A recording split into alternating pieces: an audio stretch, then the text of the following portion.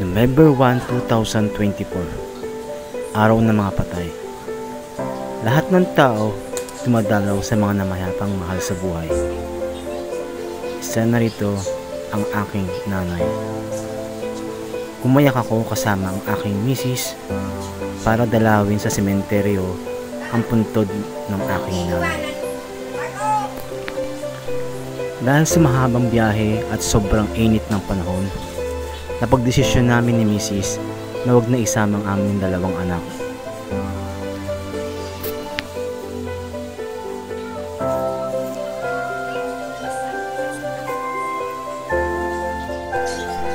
Nung nasa labas na kami, palabas ng aming compound, humabol pa ang aking bunso para magpaalam.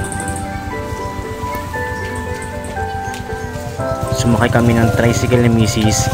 para papunta ng Santa Rosa Bayan.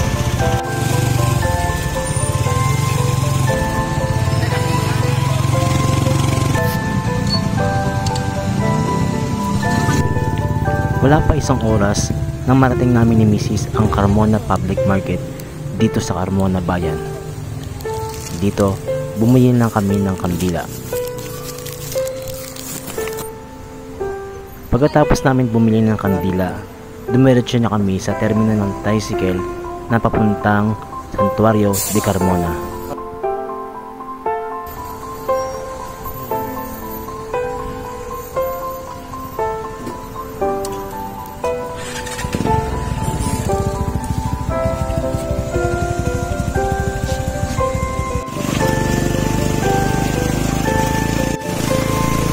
Medyo malapit na kami sa sementeryo, pero tanaw mo na kung gaano na karaming tao ang dumalaw sa sementeryo.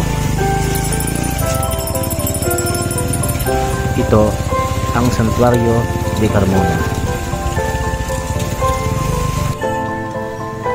Bago kami pumasok sa loob ng sementeryo, namili muna kami ni Mrs. ng bulaklak para kay nanay. Marami kayong makikitang mga bulaklak dito. Madaming mga bulaklak ang makikita nyo dito sa labas ng Santuario de Carmona. May mga kandila na nakalagay sa baso at yung normal na kandila.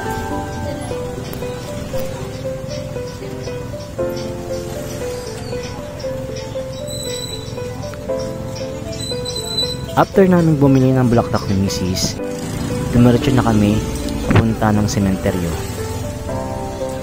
May mga pulis na nagbabantay para sa ating seguridad. May mga barangay tanod. May nakatantabay na fire truck para kung sakaling may masunog.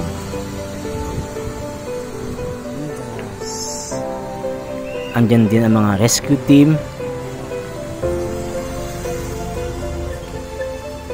Ang mga nag-inspect para sa mga pinagbabawal na weapon. At ang mga Red Cross staff. Dito sa loob, malinis ang sementeryo. Walang kalat, walang nagtitinda ng mga pagkain. Siguro maaga pa nung pumunta kami, kaya wala pang gaanong tao.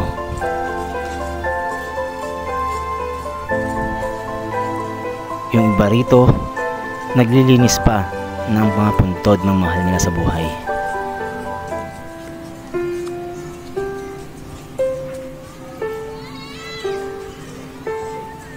Wala kang makikita mga nagtitinda sa loob.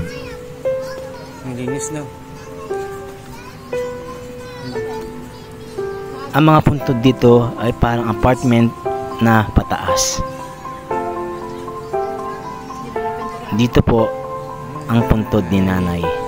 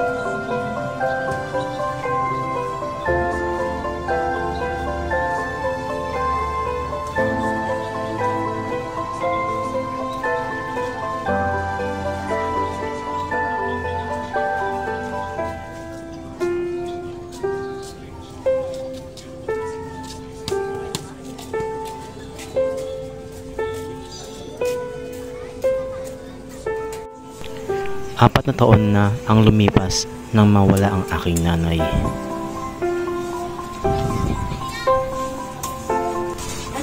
Sa pagdalaw namin sa punto ni nanay, may nakusap po kaming isang babae. Nabasa ko kasi sa puntod ay June 25, 2021, isang araw bago namatay si nanay. Kaya lakas akong loob na nagtanong sa kanya.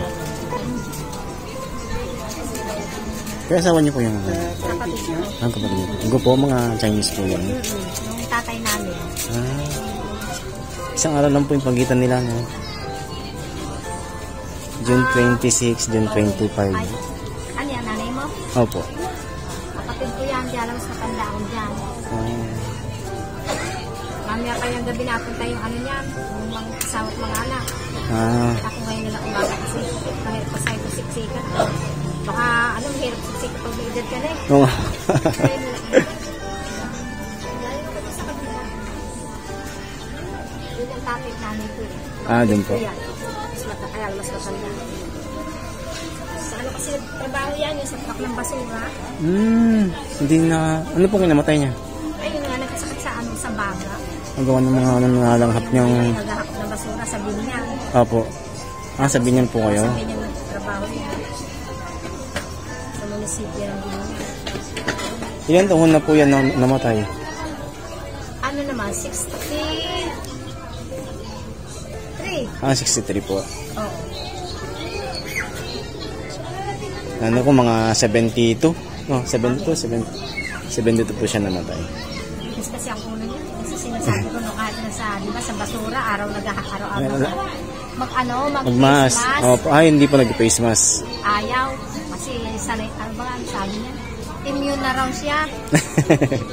Siyempre, iba na pag matanda na. Oo nga po. Ay, makulit. Diyan sa nakapalaga. Kasi na, pag-ubo yun na, doon na nag-umpisa. Siyempre po yung mga nalalanghap niya, di ba? Delikado po yun. Kaya kailangan may face mask. Ay, basura, iba talagang amoy yun, di ba? Hindi naman sa Hmm. Eh, wala, makulit. Iba yung bata po. Opo. 1950 years siya. Sinunalo na lang po. 49, ha? Sa gabi natin ang mga anak na nakalimutan at saka yung kasama. Ah, bukas na po. Hindi, mamayang gabi. Ah, mamayang gabi po. Ang dami ng tao. Hindi ako nasabay po dyan. Sabi ko, umaga na ako pupunta. Ayaw, bahala na. Wala pati anak ko, may trabaho eh. Ah, Isa lang ang anak ko, wala akong kasama. Ayan, 3 anak yan. May 3 apo yan. ah, ang dami na rin pala, no? Oo. Kailangan pa ng pintura, no? Yan yung pinapintura. 2021. Opo. Isang araw. Opo, isang araw lang po. Inubo lang yan. Yun na, kumbaga pag ano. Ayun po yung time ng mga pandemic yan, eh. Diba yung mga pandemic na ubo-ubo? Ganun din po nanay ko, ubo-ubo lang. Kasi hindi na nakahinga. So, nahirapan na. Nahirapan na huminga. Diba yung mga tinatapon, ano, syempre, may mga hindi mas pagano, may sakit. Opo. Makulit din kasi. Lagi sinasabi niya, immune na raw siya. Ayun. Matigas ang ulo kasi hindi nakikinig. Kanya, kapwera niya, bata pa siya. Ayan. 63?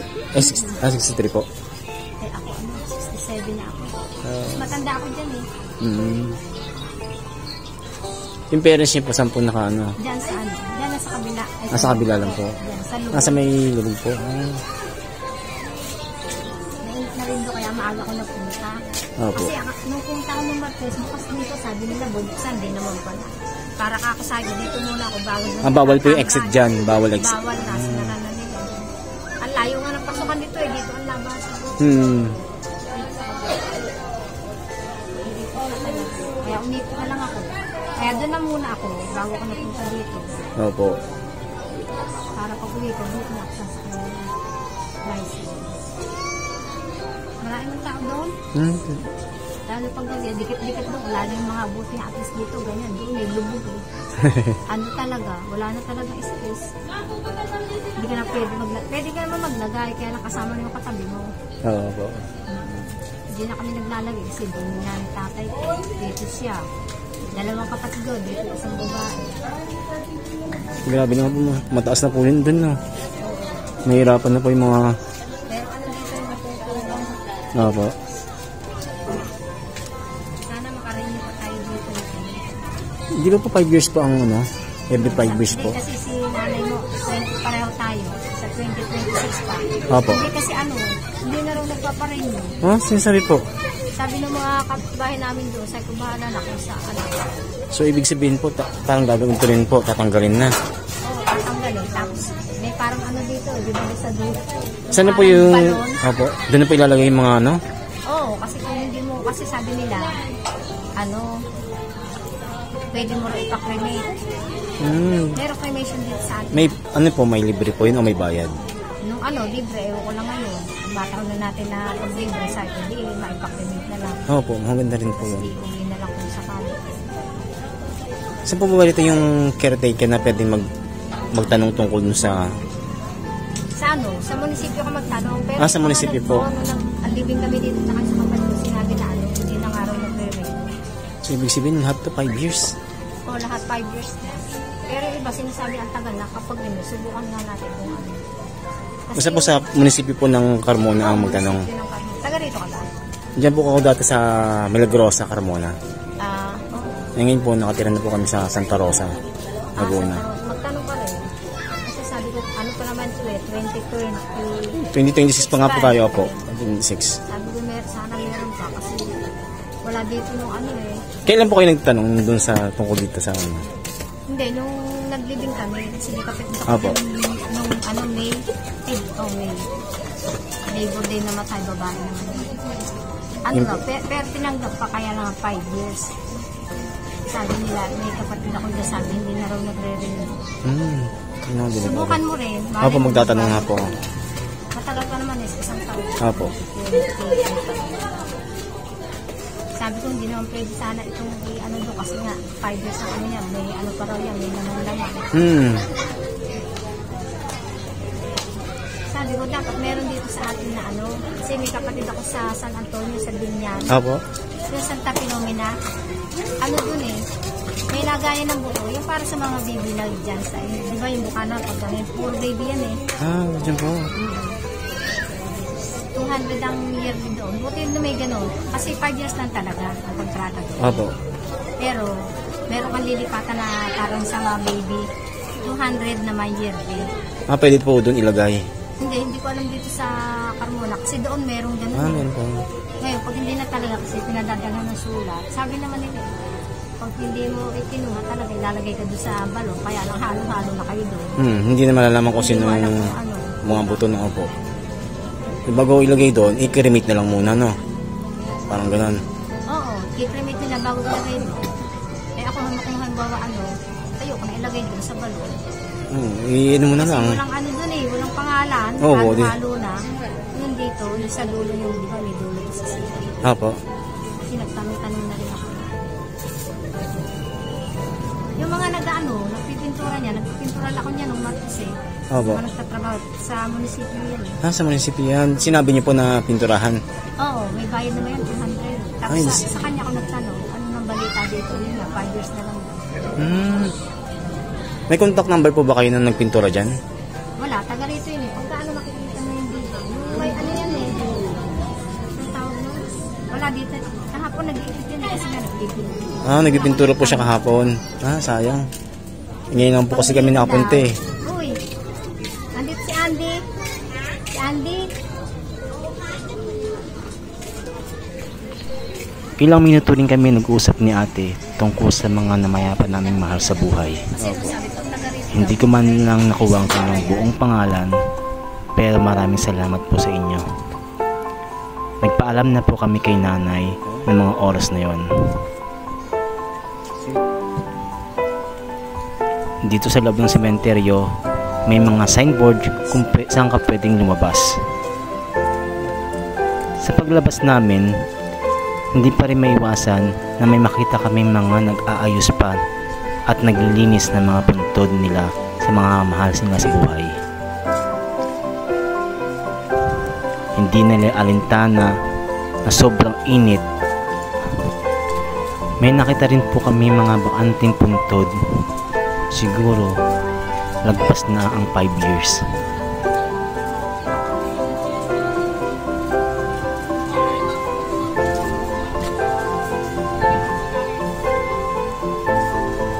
Ang sarang pagmasdan na ang buong pamilya ay sama-samang dumadalaw sa kanilang mga namayapang mahal sa buhay.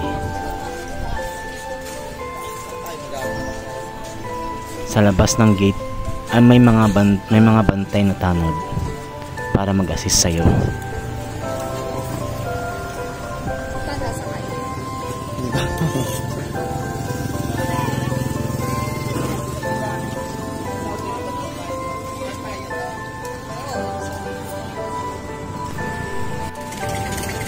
Balik namin sa Santa Rosa Bayan, dumiretso kami sa Santa Rosa Cemetery.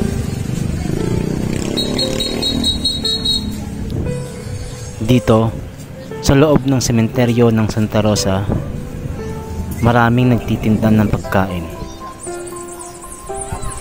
Marami din nagtitinda ng mga laruan, katulad ng mga lobo.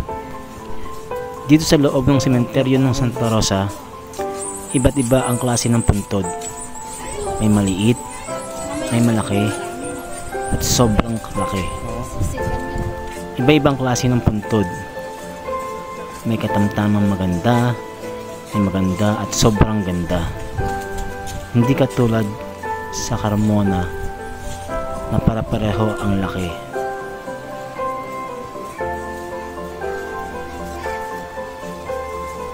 Katulad din sa Santuario de Carmona, malinis ang loob ng Santa Rosa Cemetery. Walang mga kalat. Hindi alintana ng mga tao ang init ng araw. Madalaw lang ang mga namayapang mahal sa buhay.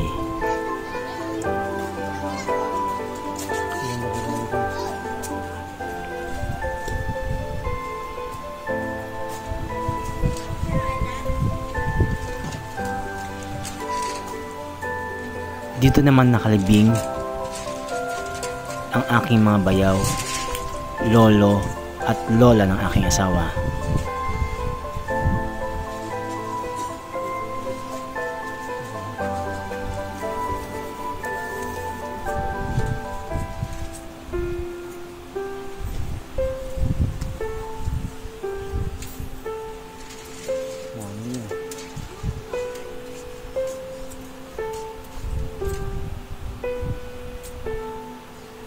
Lahat po ng mga namayapang mahal namin sa buhay, hindi po namin kayo malilimutan.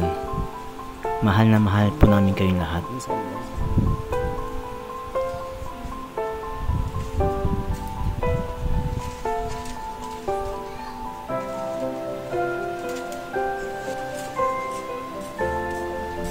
At sana, lagi nyo kaming bantayan. At sigit sa lahat, maraming pong salamat, aming Panginoon.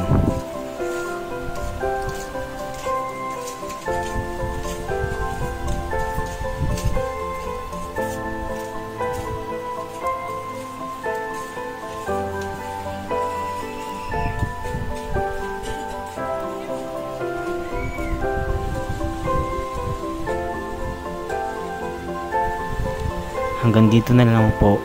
Maraming salamat po sa panonood.